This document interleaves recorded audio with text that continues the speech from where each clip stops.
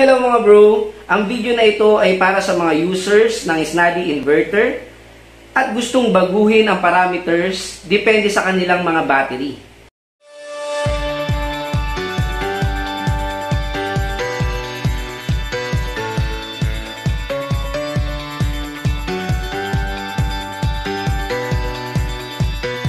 Meron tayong dalawang Snadi inverter dito. Isa itong 1 kilowatt 12 volts at 2 kilowatt 12 volts. Pasok tayo sa boot mode nila o yung tinatawag na secret menu. Bakit tinawag siya na secret menu? Kasi sa mismong manual ng Snadi, wala kayong makikita kung paano pumasok dun, no? Kaya sa video na gagawin natin, check natin kung paano pumasok. Dito sa sa mapapansin nyo dito sa Snadi 1 kilowatt, walang up and down, di ba? Pero dito sa 2 kilowatt 12 volts, yan mapapansin nyo meron siyang up and down, no? Mahalaga to kasi kailangan mo siyang ma-press bago siya pumasok doon sa boot mode. Pero guys, bago pala muna natin gawin yon, dapat may connection siya ng baterya to inverter. Yan makikita nyo, di ba? Yan ang dapat connection nila. Ngayon kung merong AC in, patayin nyo yung MCB, no, yung breaker nun, para ang connection lang is battery to inverter. Ngayon guys, no, check muna natin yung yung main menu niya para ma-compare natin yung boot mode do sa main menu. Press muna natin to, punta muna tayo sa main menu. Pag natin, yan.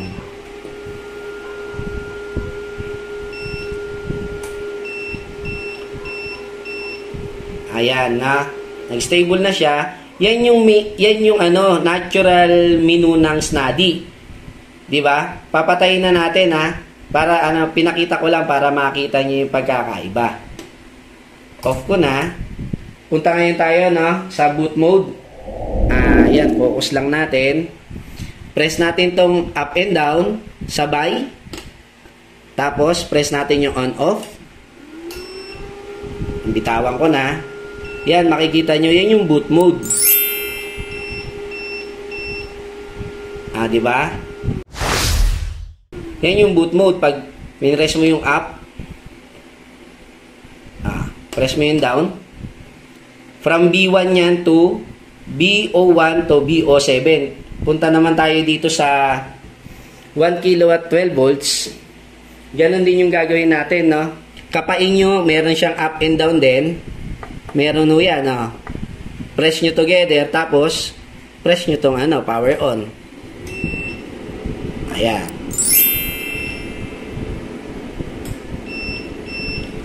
Ayan, hanggang sa mag-stable siya, no? Ayan mga bro, no, dito na tayo magfo-focus sa 1 kilowatt. Pinakita ko lang kung bakit wala ito, pero meron naman talaga, di ba? Meron namang up and down diyan. Na secret nga lang din. Ngayon, check natin. Itong BO1, ano ba yan, no? Yung BO1 po yung tinatawag na float voltage. Ibig sabihin, pag na-meet niya tong 13.8, ihinto na siya mag-charge, no? Kung ang gamit nyo AC charging, no? Pero pwede nyo siyang baguhin dito kasi nga ito nga yung boot mode, pwede nyo i-modify. No, paano siya i-modify? Mapapansin nyo nagbiblink yung BO1 na yan, no? Tapos gusto nyo tong baguhin, depende sa gusto nyo, no? Press nyo tong function. 5 seconds. Press natin 5 seconds hanggang sa mag-blink yon. Yon, nag-blink na siya. Napansin nyo, di ba? Yan, nag-blink na siya. Pwede nyo siyang itaas o ibaba. Depende sa datasheet ng battery nyo. Try natin. 13.9. 14.0. Balik natin sa 13.8. Or sige, gawin natin 13.9. Sample. Paano siya i-save? Press nyo lang din ulit ito ng 5 seconds hanggang sa lumipat dito. Ayun na, lumipat na siya, di ba? Ibig sabihin, okay na, na-save na. Press up natin para pumunta tayo sa BO2. BO2 tayo, no? Ano ba yung BO2? Yung BO2 po yan yung HVR or High Voltage Reconnect. Depende kung Saan nyo rin gusto? Kung 13.6, 13.5, kung saan nyo gusto, di ba? O paano natin siya ulit babaguhin? Ganun ulit, press lang natin to ng 5 seconds. Ayan. Basta pag nag-blink na yon, okay na yon. Kung saan nyo siya gusto, teka lang, save natin. Yan. Punta tayo sa BO3, press up. BO3, ano yung BO3? Ito yung LVD. No, LVD niya nakaset sa 12.0. BO3, dalin muna natin sa, pasok tayo doon sa kabila. Press natin, yan. Papansin nyo, no? Nag-blink na siya. Pwede na natin, hindi mo na siya maitataas. Ang ceiling niya is 12 volts. Pero pwede mo siyang ibaba. Ayan. Guys, meron palang tanong dito, no? May tip ako sa inyo dito kung bakit hanggang 12 volts lang ito. Yung LVD niya, no? Di ba pag na-meet niya yung LVD niya, lilipat na siya sa ano? Sa grid. Di ba ganun yung LVD? Kasi may internal ATS to. Kasi tinatanong ng iba, bakit hanggang 12 lang? No? Guys, ito, yung 12 volts, kapag yan lumipat sa grid, mapapansin nyo, may tinatawag na voltage recovery. Once na yan lumipat, nag-shift na yan sa grid, mapapansin nyo yan, i-testing nyo, magiging 12.1 or 12.2. Kaya siguro isinet lang nila yung ceiling niya na hanggang 12.0 lang. Pero pwede mo siyang ibaba. 'Di ba, guys? Lagay ko lang sa 12 tapos save ko na ulit siya. Punta na tayo diyan sa BO3, up natin ulit. BO4, ano ba yung BO4? Yung BO4 niya, yun yung voltage disconnect. Kapag ka na-meet niya tong 10.8, depende rin ulit sa gusto nyo, pwede nyong baguhin. Magsha-shutdown na tong inverter, no? Para maalagaan yung battery. Yan, tandaan nyo yan, voltage disconnect, no? Mamamatay na. So, BO5 tayo. Para sa inyong BO5, itong BO5, kapag na-meet niya itong voltage na ito, kung ano yung gusto nyong ilagay dyan, 10.8, 10.9, makikita nyo yung battery icon niya, 0 na. Yan yun. Ano to yung BO5 at BO6, tandaan nyo lang po, calibration niya ng battery icon. Na, depende kung saan nyo gusto ilagay ito, 11.9, gusto nyo yung 0, yun ang gawin nyo. Pero mapapansin nyo kasi yung BO4 niya is 10.8. Pag na-meet niya yon, di ba, magsisiro yung battery percentage nyo, mamamatay na siya kasi yung disconnect niya. Up natin ulit. BO6. Yan, yung BO6 natin, pag na-meet niya naman yung 12 volts, di ba, ano nga siya, calibration ng battery. Ano na siya, 100% na siya. Depende kung gusto niyo ulit baguhin yan, kung 12.8 bago nyo gusto makita tong battery percentage na na 100% na siya, depende rin sa gusto nyo, no? Kung 12.8 or pababa, pataas. Basta tandaan nyo lang, uulitin ko, yung BO5 at BO6, calibration yan ng battery indicator. Di ba? Yung BO7, ito yung factory reset niya, no? Kunyari, siguro nalito na kayo, parang cellphone, no? Hindi nyo na matandaan. Press nyo lang yan. Pero teka lang, para mapakita natin na mapa-factory reset, balik muna tayo sa BO6. Gawin natin yung sample 12.1, ha? Pasok tayo. Press natin. Gawin natin 12.1. Tapos, save. Ayan na guys, ha. Tandaan nyo to, 12.1.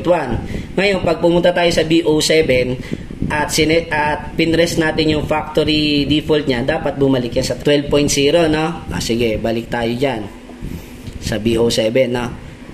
Balik tayo, press natin yung ito, 5 seconds yung function.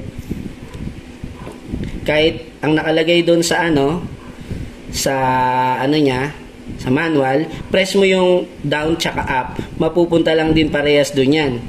Magpa-factory default na siya. Tapos save natin. Ayan, na factory default na yun. Ngayon, punta tayo sa BO6, dapat mag 12.0 yan. Tingnan natin. Ayun guys, success. Ibig sabihin, nag-factory default na. Na-check na natin kung paano i-modify itong mga parameters niya. Ngayon, kung paano patayin, press nyo lang to, yung power button. Ayun, namatay na siya. Kaya, dalawa rin tong dalawa tong inverter na sinama natin sa video para mapag-compare din natin yung kung anong meron to na wala ito. Itong 2 kilowatt, Mapapansin nyo to, ang series kasi nito, FT from 1 kilowatt to 6 kilowatt. Kasi yung series na to na FT, from 300 to 1 kilowatt lang to eh. Mismo sa screen, makikita nyo kasi, ang wala dito, kaya mapapansin nyo, merong up and down ito eh. Meron siya kasing function.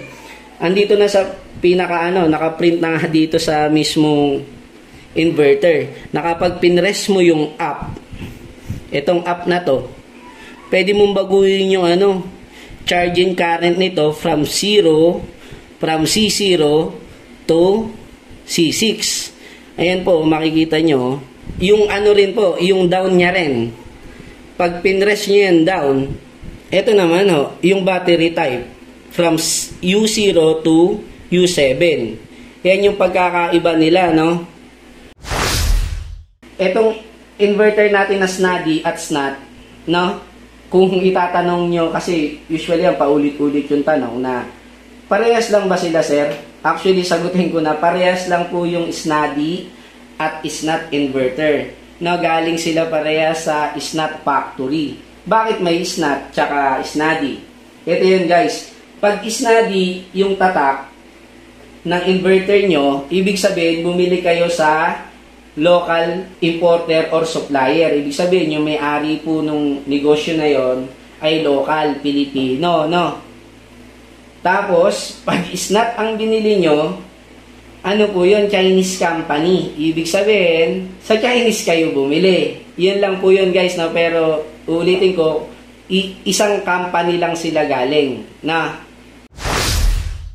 Ito pa guys, para masagot ko na rin.